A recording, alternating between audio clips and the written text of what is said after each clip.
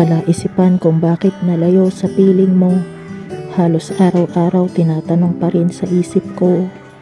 Bakit habang pinipilit hanapin ang sagot sa paano, heto naguguluhan sa mga dahilan at siguro. Pagkakamali na nagkulang ba, anong masisisi? Kung kumakapit ba sa'yo hanggang huli, kasalanan bang hindi bumibitaw sa bawat sandali? Kahit sakit na lang ang siyang nananatili.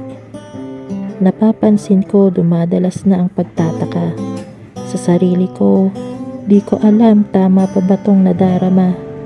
Kasi kung nahihirapan na akong magtiwala, bakit di pa rin bumibitaw sa kabila ng pagdududa?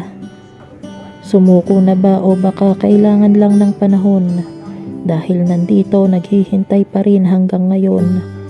Baka kasi sakaling bigla kang lumingon, sa tulad kong hanggang ngayon ay nag-iilusyon. Ewan ko, ako'y nalilito, gulong-gulo. Sa tingin ko parang di ko kakayanin ito. Ang mabuhay pag walang pag-ibig mo, na sa akin ay minsan ding bumuo. Paulit-ulit lang nababalik sa pagpikit, ang iniwan mong sakit na parang panaginip. Kung titingnan parang bangungot lang lahat-lahat, pero totoo pala na nasa aking harap. Patuloy na nagbubulag-bulagan ang damdamin ko, kahit sa tuwing naaalala ang lahat-lahat ng ito. Mas lalo lang nadudurog ang aking puso, na hanggang ngayon umiibig pa rin sa iyo. Habang nagbubulag-bulagan ang damdamin ko, na kinakailangan tanggapin lahat-lahat ng ito, patuloy pa rin akong nagpapakatanga sa iyo, sapagkat hindi pa rin ako handang ikay isuko.